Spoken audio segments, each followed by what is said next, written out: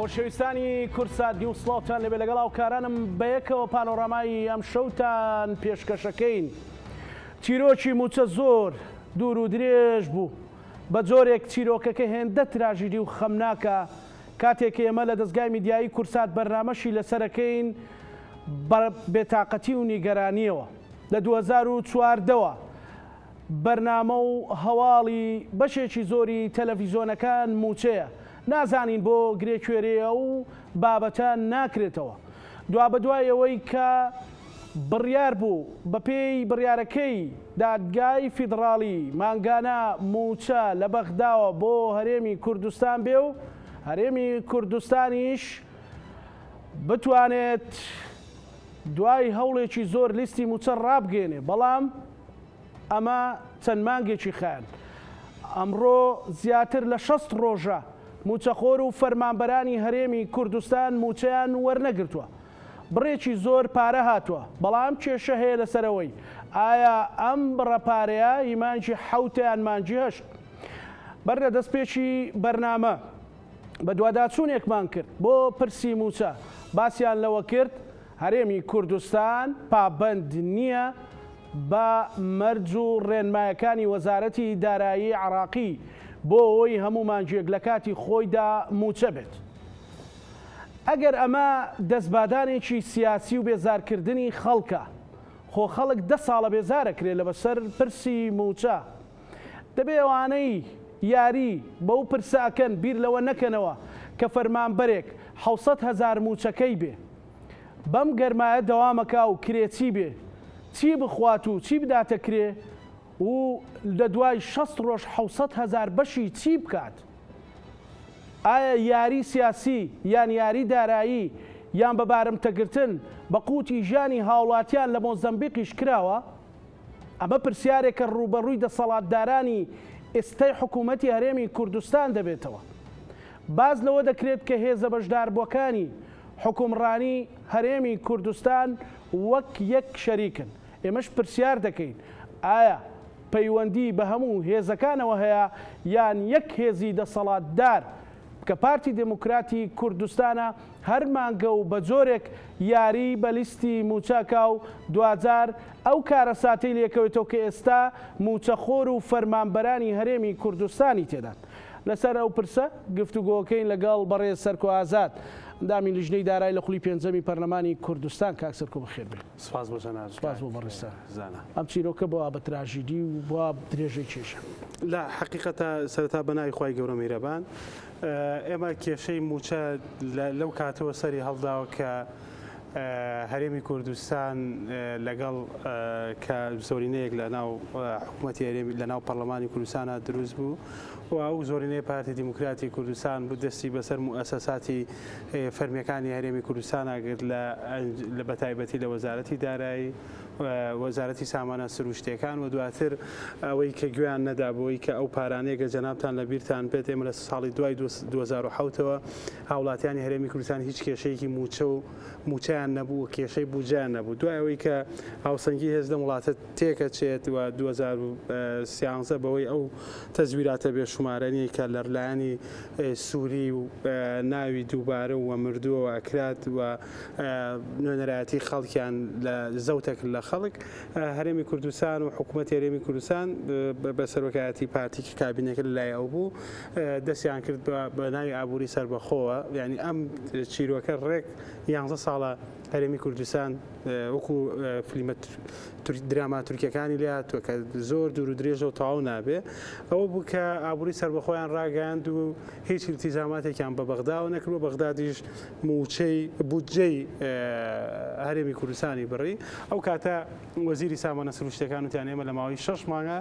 1 ملیۆن بەرمیل نەوت ڕۆژانە یعنی ڕۆژانە هەنارداکەین کە پێویستمان بەوە نابێت بە بەغداد پێویستەکات خۆمان ئابوورەکەی سەربەخۆی خۆمان ڕابگەین. ئەو بوو لە دوای 2013ەوە ئەگەر هاوڵاتیان و موچەخۆران یاریمی کوردستان ێستا گوێیان لە ئێمە پاشەکەوتی موچات درێژکردنەوەی لیستی موچات یعنی بە 6 ڕۆژ جارێک موچانەدا و دواتریش لێبڕینی موچە و لە سەردەمی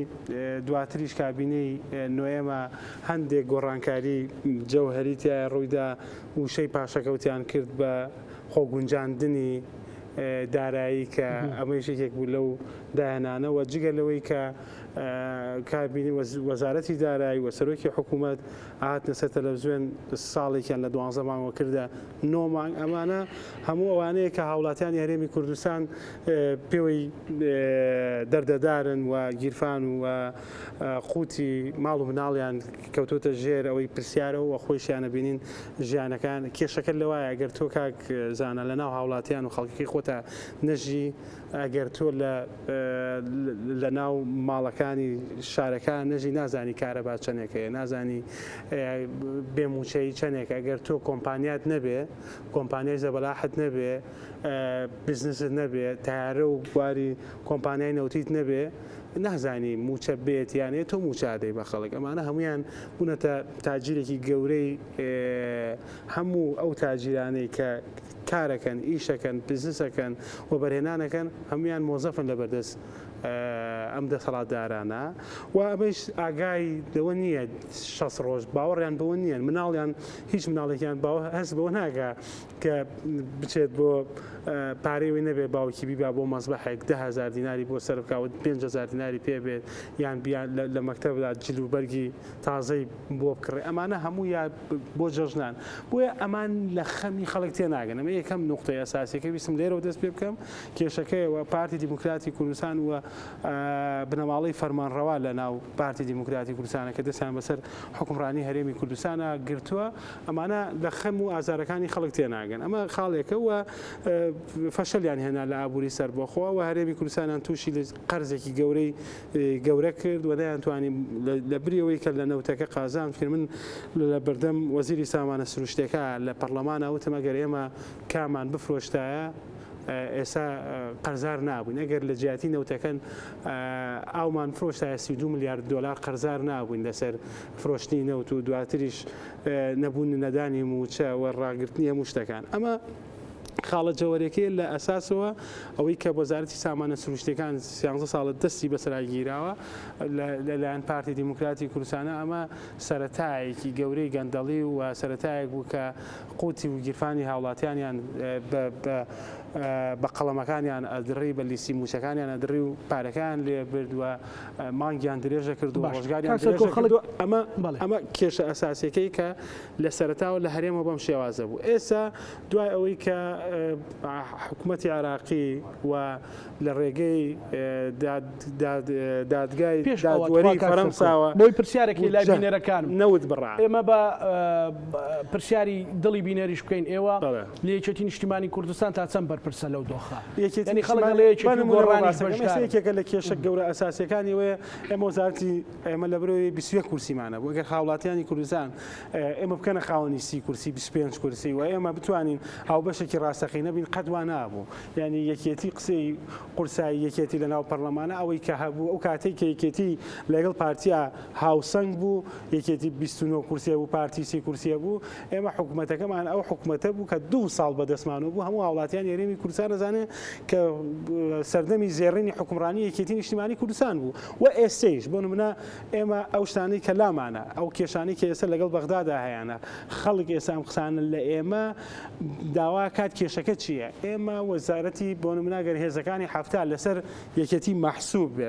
بەم شێوازە کە لایەنگری یەکێتی بێ یەکێتی هێزەکانی هەفتا بەیاننامەیان دەرکردوتیان ئێمە مەسئولیاتی ئەوە هەڵناگرین کە بە بەهۆی هەندێک ناوی بیانیەوە کە لە هێزەکانی ترایە لە هێزی هەشتا هەیە لەوانە هەیە ئێمە ئامادەین درگامان کرابوو ئێمە لە مانگی پێشووە دەڕۆژ دیوانی ڕقابەی مالی هاتوتە ناو هێزەکانی هەفتە یەکێتی نیشتیمانی کوردستان یا بەرپرسەکانی هێزەکانی هەفتە کە لایەنگری یەکێتیان لە ژێر نفوسی یەکێتی نیشتیمانی کوردستانن هەموو داتەکانیان داوە بەدەستیان و هەموو ئەو کێشانەی کە هەیە لە ناو هێزەکانی هەفتە و ناوی دووبارە ئەو دوایە چینە سەری بە ڕقم لامانە چەند فەریقەیە چەند لیوایە چەند کەس بایۆمەتری نەکردو چەند کەس وەزیفی نییە ئەم کێشە گەورانە بەڕێی ئێمە کاکزانە لە پەرلەمانی کوردستان بووین حکوومەتی هەرێمی کوردستان پێشەوەی 2020 حکوومەتی هەرێمی کوردستان یاسای چاکسازی دەرکا هەرێمی کوردستان پێویستی بە 895 ملیار دینار بووە باشە قوربان یاسای چاکسازی کراوتیان ئەو کاتە محاولەیەک هەبوو دەرماڵی مامۆستایان و 330,000 هێزەکانی ناوخۆ ببرن ئەو کاتێمە لە ناو پەرلەمانە هەڵایەکی گەورەمان نایە وتمان دەستکاریکردنی ئێمە لە سەری ڕەشە بەڕێز مەسرور بەرزانیمان وت ئێمە ئیمزایەک ناکەین لەسەر یاسایەکی چاکسازی کە دەست بدرێ بۆم دەرماڵی مامۆستایان و فەرمانبەران و ئەو کارمەندانی کارەبا و خاننشینەکان ئەمانە ویسیان لە دەرماڵەی هێزەکانی ناوخۆ مامۆستایان 150,000 مامۆستا بوو و ئەو کارمەندانەی کارەبا وەزارەتی کارەبا ئەو کاتە نەمانهێش وتمانە گەر بەم شێوازە ئێوە بتانێت دەرماڵەیەمانە بڕین نایڵین ئەم یاسایە تێپەڕێەوە دواتر وازیان لە دەرماڵەکەیەنا بەڵام هاتن ئێمە بۆکو گەنجترین لە لیژنەی دارایی بووم باسی ئەومان کرد فەرمون با لە باڵاکان کەمکەین ئەو کاتی لە ساڵی 92ەوە هەموو پەرلەمانتارێک 6 ملیۆن و 400 کە خانشی نەبوو 6 ملیۆن و 400 هزار دیناری وەرەگرت ئێستا لە دوای یاسای چاکسازیەکەەوە کە ئێمە بەشدارێکی ئەساسی بووین و لە لیژنەی مالیە ئیمزامان کردووە هیچ پەرلەمانتارێکی گەنج خانشین نابێت ئەوە یەکێکە لەو ئینجازە گەورانەی کە لە یاسای چاکسازیە بەدەست هات وە لە 150 کۆی گشتی موچەی پلە باڵەکان کەم کرایەوە و هەموو ئەم ناوانەی کە دووبارە بوون کەم کرایەوە تەسەورەکەی دوای ئەوە بووە نزیکەی 150 ملیار دینار کەمی کردهاتوت یان ئێمە 30 ملیار دینارمان ساڵانە بۆ گەڕێتەوە کە ئەمە ڕێژەیەکی زۆر کەم بوو 2 ملیار دینار کەم کرایەوە بەڵام تۆ حسابی کە ئەگەر بە 850 ملیار دینارەکەی حسابیکەی ینی 895ەکە بێتە 850 دوای یاسای چاکسازی بەرز بوو بۆ 901 ملیار دینار یعنی کێشەکە لەوە چاکسازیەکە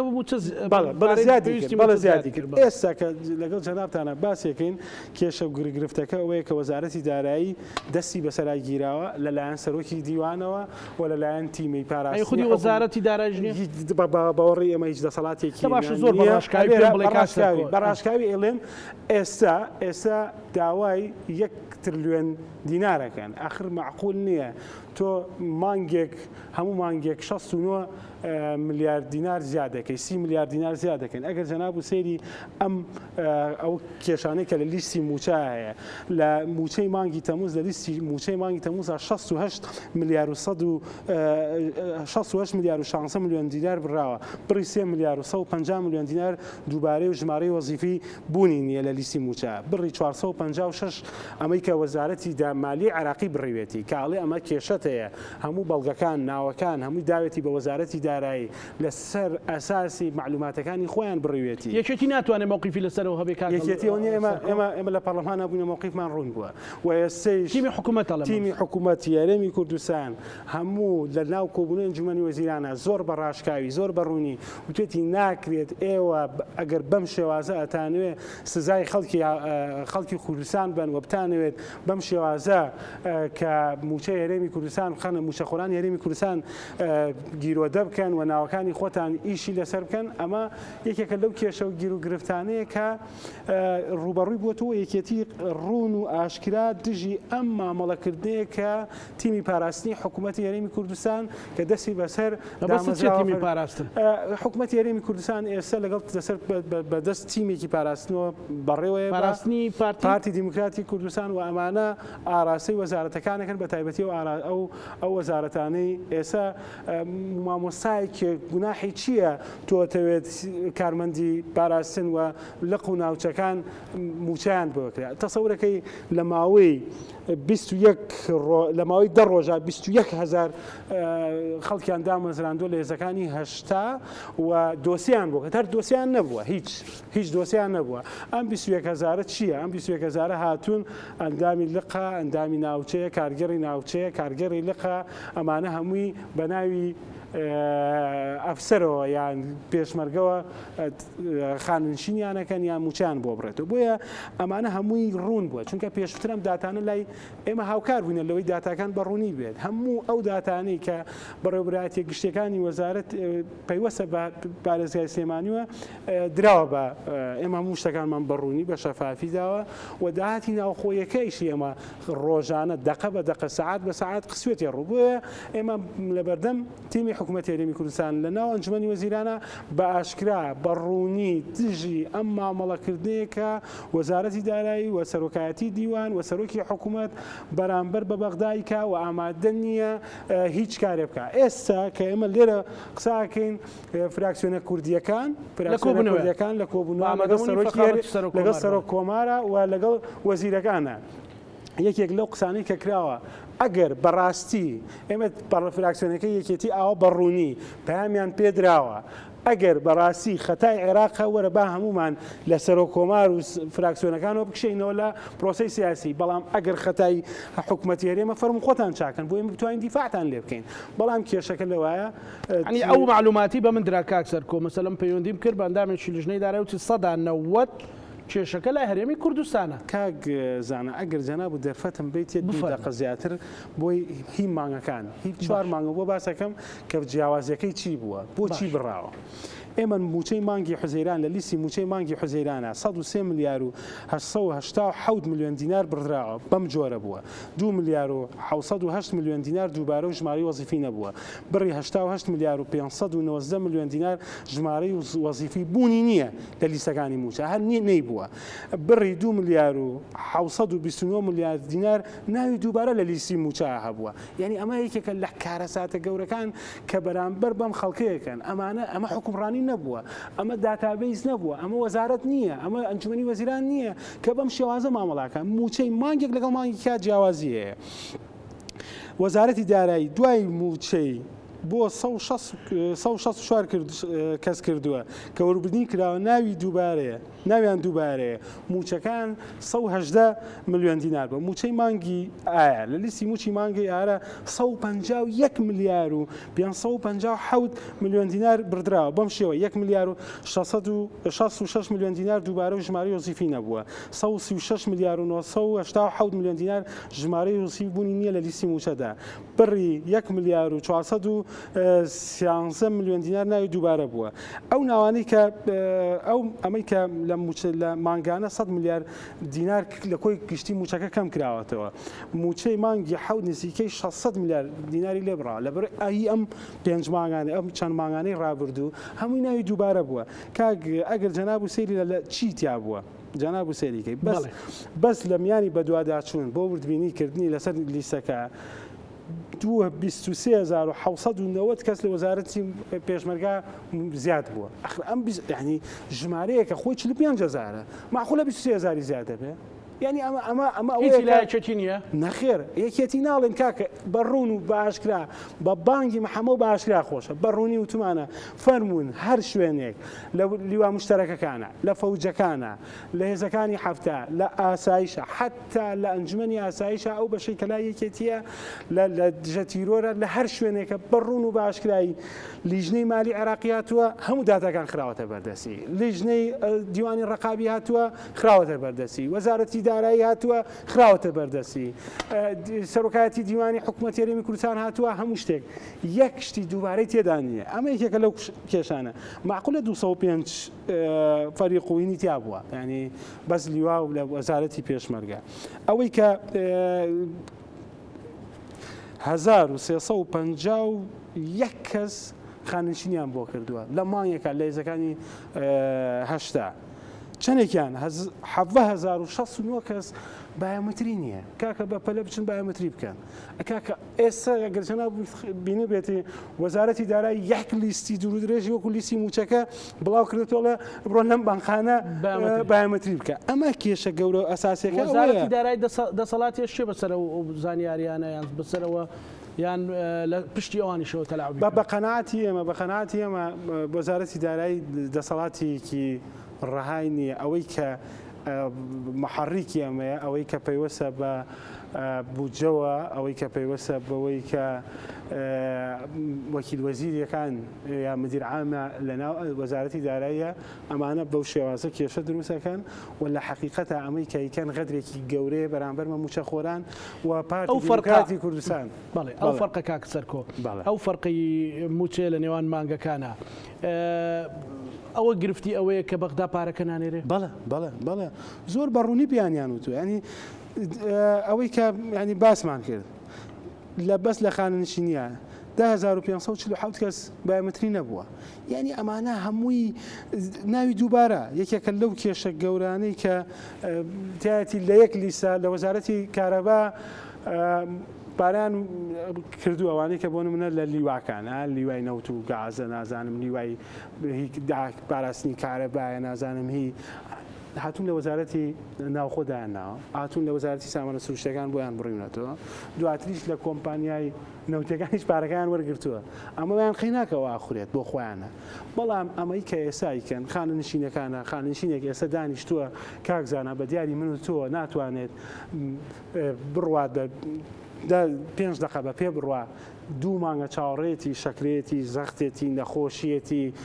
خەڵک دێ بۆ ماڵی کەسایەتیە ئێستا دانیشتووە لە ماڵەوە 6 ڕۆژە ئەم کابرا بیر لەوە ناکاتوە ئەم خەڵکە برسێتی بیر لەوە ناکاتوە خەڵک پێویستی بە پارەیە بەوەیە کە بتوانێت ژیانێکی شەرەفمەندانە بژی بتوانێت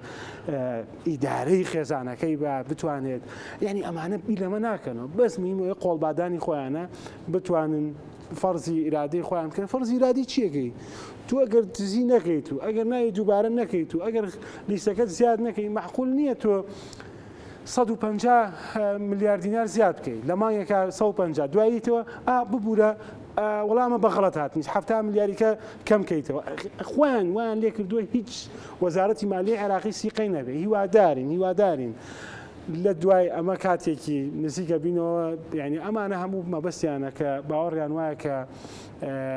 بەم شێوازە بەم ئەم لە بێ بۆچی ئەم تەلاعوبە بۆچی بێ قایمەکە کێشی ئەوەی کە پێوەستە ئەوێ زیاتر ئەو پارەی کە لە نەوتەکە دەسێکەوە ئێستا هاوڵاتیان یاریمی کوردستان نەزانن کە ڕۆژانە 350 ملیۆن 350,000 بەرمیل نەوت بەرەمەیان رێ ئەزانی بە 24 دلار بە 25 دلار فرۆشێ برنتیشیل بە 71 دلارە ئایا ئەم 24ەکەیشی کاکە 20 دلاریش کاکە 15 دلاریش ئەی ئەم پارەیە بۆ نادرێ ئەم پارەیە چی لێکرێ ڕێگەوبانە جەناب تەیبینی بە مەکتەب و ئەوەیە خوێندنگاکان و ڕەوزەکەی بێ خێرخواز و خاوەن سەرمایه‌دار بچێت بۆمان نۆژەن کاتەوە یعنی ئەم دەستگرتنە سەر پارە یعنی ئەوەی کە پارتی دیموکراتی کوردستان لەم ساڵ و نیوەی کە لە ڕاگررتنی نەوتا دەستی کردووە لەو داهاتی 130 ملیارد دیناری ماگانەی ئیبراهیم خەلیل چیلیات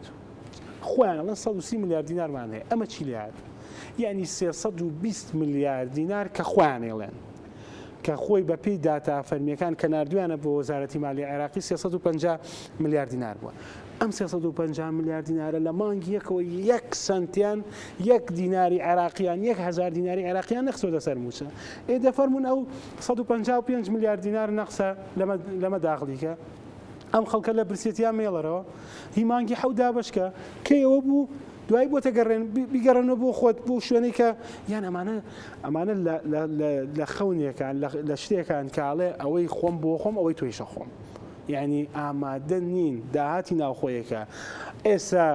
ئەوەی کە بینی پیشەوەرانە خەڵکی بکاسبکارە بازرگانەکانە هەموو ڕۆژێک ماگانە زەریبادەن هاوڵاتیان پارەی کارەبادەن پارەی ئاوەدەن ئەم پارێک کێچێت و بێ دیار نامێنێ بەس ژمارە هیچ شتێک نیە یەک پرۆژێش ناکرێت جەناب تەیبینی یعنی سەوەی بەغدایکە ئەو ئەوەی بەغدا ڕای بە قەنەعەتی من ئەوەی بەغای کات زۆر بە جەرئات وێڵێم ئەوەی بەغا بەمانیەکە ڕاستکردنەوەی قایمەی موچەیە و ڕاستکردنەوەی کە موچەی موچەخۆرانی موچەی حەقیقی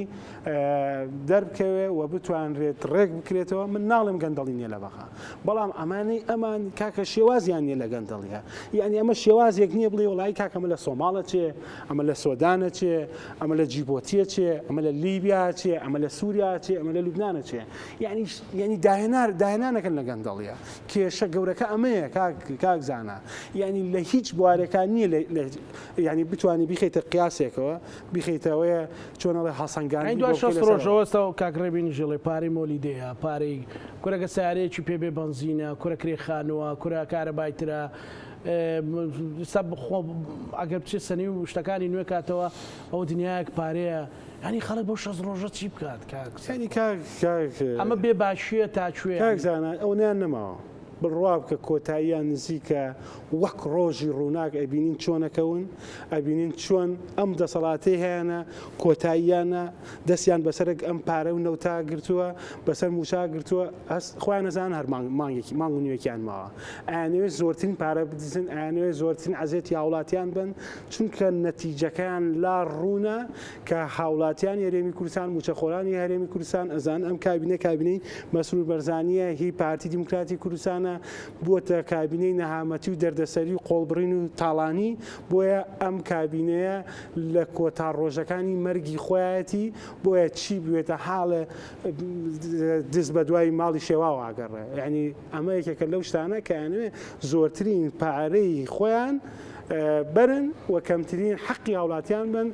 ئەگەر بەوان بێت 6 ڕۆژ چییە کاک؟ وڵایکەن بە 90 ڕۆژ هەتا 20 موچە نایەن. چونکەزان لە دوای 22 ئەم معادلەی هەرێمی کوردستانە گۆڕێ خۆیان تێگەشتونە، خۆیان لەوە ڕوونن کە هاوڵاتیان خەڵکی ڕۆشنبیر و خەڵکی وریان خەڵکێکن ئەزانین کێ حەقیانە خوا ئەزانین کێ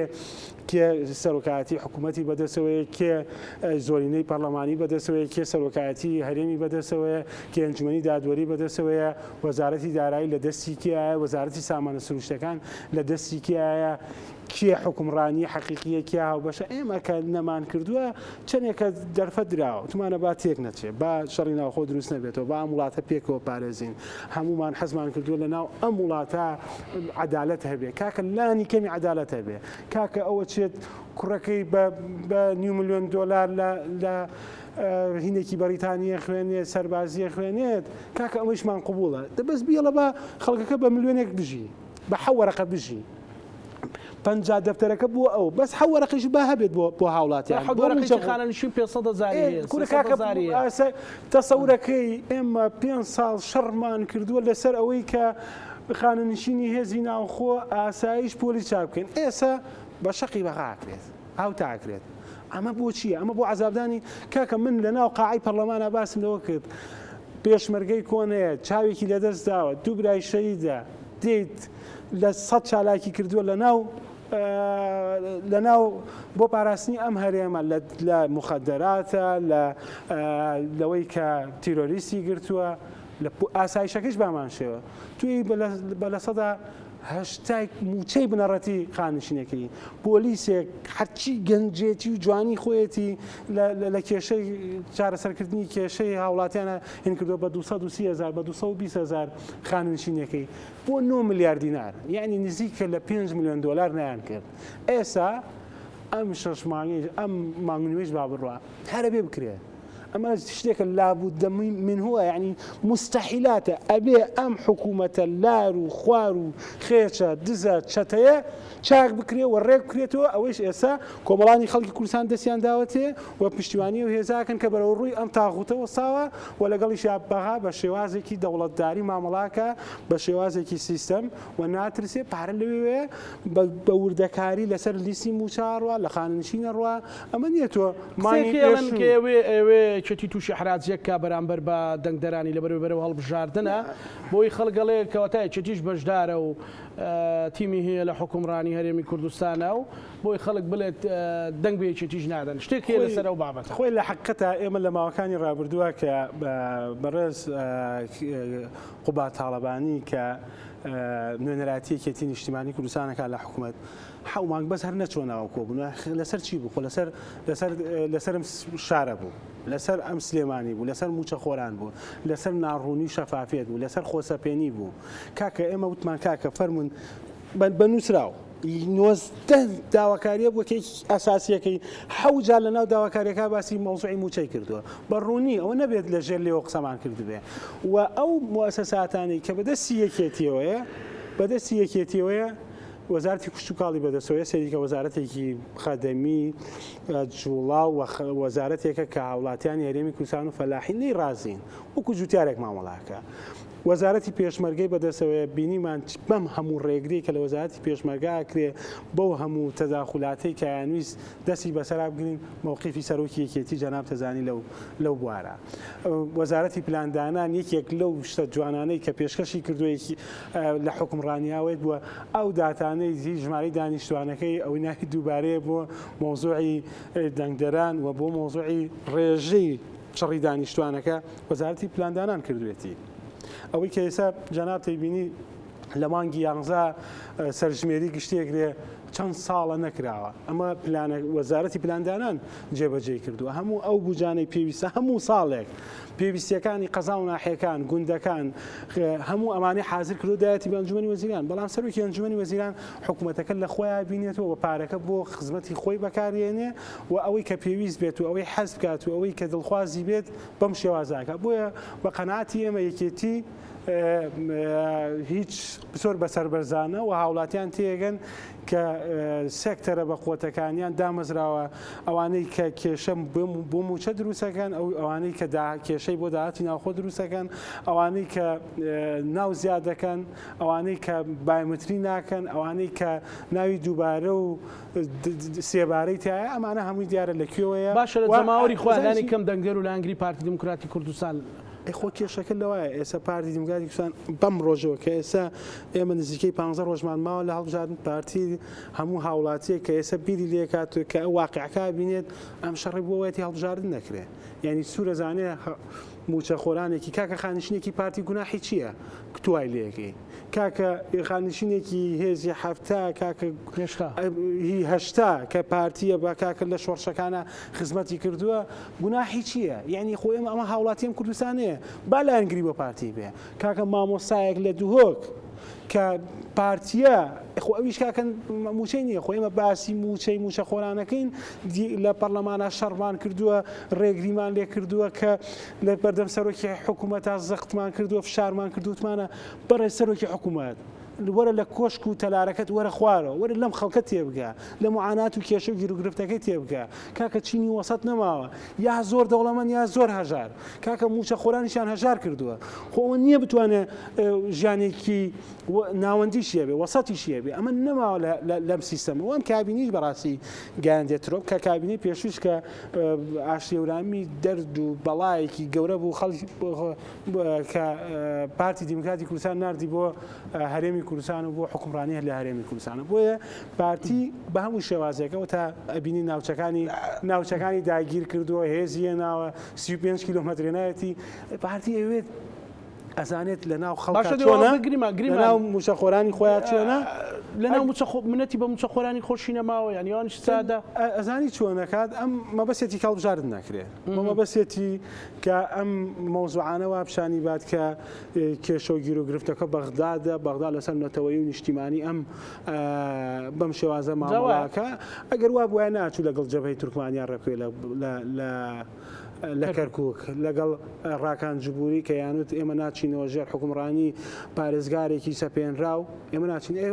هەموو ڕۆژێک لە سەری ڕەش بوو ئامادە بوون 3 مانگ و 3 ساڵ و 8 مانگ بیدەن بە ڕاکان جبووری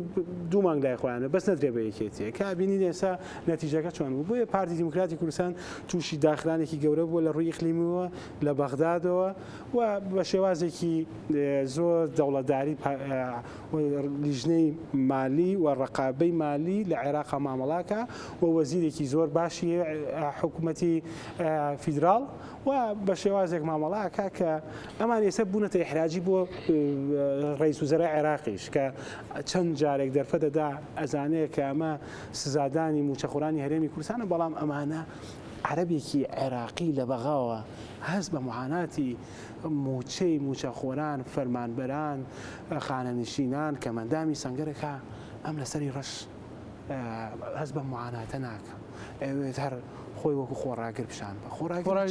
خۆراگری کوێ خۆراگری کوێ خەڵک دینارێک لە جرفانی نیە بۆ حاڵەکە ئەمە لە خەیاڵێکە ژین خەیاڵێکیان بۆ دروست کردوون ئەوانەی چواردەوریان پیانەڵن لە دەرەوە بارانە باوەڕەکەن چەت بە چەت ڕۆژنە دەرەوە کە خۆرەتاوە بە ڕۆژی ڕووناکە ئەڵێ مەچۆرە دەرەوەکە کە ئێستا شەوە یعنی ئەمانە نازانن لە معاناتی خەڵک نازانن دیوارێکی گەوریان دروست کردو لە بینی خۆیان و هاوڵاتیانە لە بینی هاتوون پارێکی زەبەلاحی میدیایان دروست کردووە لە سۆشیال میدیا بەس پیانە هەڵبن خەڵکیان موچەخۆر کردووە بەس بۆی پیانە هەڵبن شتێکی گەوریان پێپشان بێتەوە ئێ کوڕەکەی کە بە سوارێ ئەسپێکی بە 2 ملیۆن دۆلارین کردووە ئایپادێکی پێیە پێڵە بابە بەم شێوازەیە بەم شێوازە ئاها خەڵک چۆنە ئاها خەڵک ناڕازیە ئەمانە ناڕازی موچەخۆر نییە ئەمە ئەوەی کە دشی دواکەوتنی موچەیە مامۆسایانی ناڕازی نییە خانشینەکانی هێزی هەشتا و هێزی هەفتان نییە ئەمانە کادرەکانی یەکێتیە ئەمانە پەرلەمانتارەکانی یەکێتیە واقعەکەی پێ ناڵێت جگە لەوەی کە سکرتێرەکان و سەرۆکایەتی ئەی خۆی چی خۆی مەسئولێکە خۆی نەزانێ و خەڵک خۆی کێشەکە ئاخر لە واقعەکە تێناکەم نەڵێم تەیب سامی واقعەکەی زانێت ڕئیس وزەرایەکی عێراقی زانێت معانات و کێشەکەی موچەخۆرانی هەرێمی کوردستان چیە لە چ دۆخێکان لە چه ڕەزالەتێک باشکان سەرکۆگەر مەبەستیان هەڵدواستنی هەڵبژاردن بێگەر هەڵبژاردن و گریمان دواکەوت چی بەسەر هەرێم دێ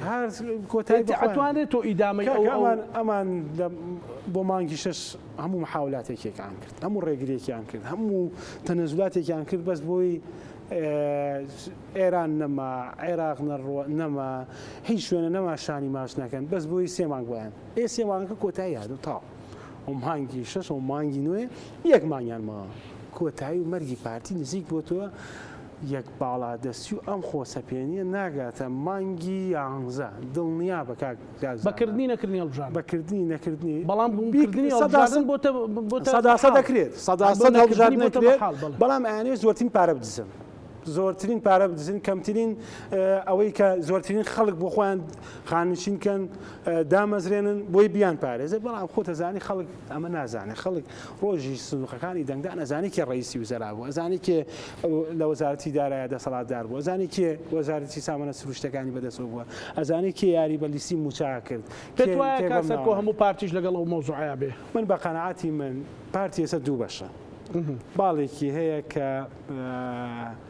خەڵکە کۆمەڵایەتی و کەسایەتی دیارەکانن خەڵکانێکی میانڕەون و خەڵکانێکن کە مەحرومن خەڵکانێکن کە خزمەت گوزاریان پێناکە خەڵکانێکن هەموو پلە و پۆستەکانیان لێسەنراوەتەوە هیچ خراونەتە سوچێکەوە بەڵام لەبەر حورمەت و عیزەتی نەفسی خۆیان لەناو پارتیا ماونەتەوە ئەمانە زۆرینە لە 180 کادرانی پارتی مەحرومن یعنی خەڵکانێکن کە ئەبینێت ئەوانەی کە دەسەڵاتدارن و پاراستنن باڵی پاراستنیە باڵی هەڵۆکانی پێ بڵێن ئەمانە لە 120 پارتیکەن هەڵۆن بۆ کادرەکانی پارتی بۆ کادرێکی پارتی کە قسێکەکە ناڕزایەتیەک دەرەبڕێ بۆ ئەوانە هەڵۆن بەڵام خۆ دەزانی بۆ لە بەرامبەر بە دوژمنان ئەوە ئەبینی 35 کیلومتر داگیر کراوە 400 دەبا بە هاتووە دەنوکیشی لە ناگن هەڵۆی چی ناوەڵا هینێکی مشکیشنی لە بەرچاو دوژمنە بەم شێوازن بەڵام ئەمانەی کە لەناو پارتیان ئەوانەی کە دەسەڵاتدارن لە 120 خەڵکانێکن کە بەرژەوەندەکانیان لەگەڵ سەرۆکی حکوومەتایە لە موئەسەساتەکانە دەسەڵاتدارن فەرمانڕەوان ئەمانن دەستیشیان چۆن لە حکوومەتە دەستیان بەسەراگرتووە هاتوون دەستیان بەسەر پارتی دیموکراتی کوردستانە گرتووە و خەڵکە مزاحیەکان کاکە لەناو پارتیا خەڵکی زۆر شوڕژگەڕ هەیە خەڵکی زۆر دڵسۆز و ڕازگۆ بە وەفایە ئەمانە نیشتیمانی هەن ئەمانە ڕێگری لەماناکەن و ئەمانە چەوسێنەوە و سەرۆکی هەرێمیش لەگەڵ ئەو دۆخیان بێ. من باوەڕم وایە لە سەداشتاکە لەگەڵ سەرۆکی هەرێمە ئەو باڵەیە کە هەست بەواکەن کە نابێت هەرێمی کوردستان ئاوا بخرێتە بەڕق و بەکی نەبرێ بەڕێوە هەرێمی کوردستانە بێ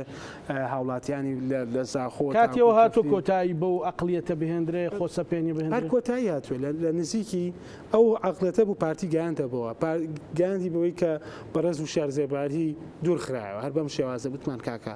ئەم پۆستی سەرۆکایەتی کۆماری یەکێتیە بەم شێوازە هەر ملیان ناوتیان پەڕان و ئێمە شتێکمان کرد دوانی بینیمان کە چۆن دوور خراوە بەم شێوازە وتمان کاکە وەرە ئێمە لە مووسڵ با مەخمور بۆ ئێوە بێ با لە ناو مووسڵان ڕێ بکەوین فەرمون ئێوە لەگەڵ کەرکووکا لەگەڵمان ڕێکەوین سوون لە ژێرەوە دانیشتیان کرد لەگەڵ بەرەی توکمانی جەبەی توکمانیە ئێمەش هەر لە ناو مووسڵا لە 2005 دەسەڵاتدارن کردمان بە معارەزە لە مەخمور قایمقامی مەخموری کە خەڵک و جەماوەرەکەی یەکێتی بوو کرا بە معارەزە کەرکووکی لێسەنرایەوە یاسای هەڵبژاردن جاران نزیکە 11 کورسی پێکاتەکان هەبووکو بوو کە شوشێک بەکارێنرا ئەمەی لێسەنرایەوە ئێمە لە 11 کۆبوونەوە بەشدار بووینە لەوەی بەسی پێکاتەکان بکرێ کاکە با بکرێتە چوار بازنەوە سیانی لەم زۆنە بێت باشە لە بازنەی سلێمانی بێت باشی لێ تێمە قوڵمان نییە خەتی سوورە هێڵی سوور بینیمان هەر 11ەکە نەما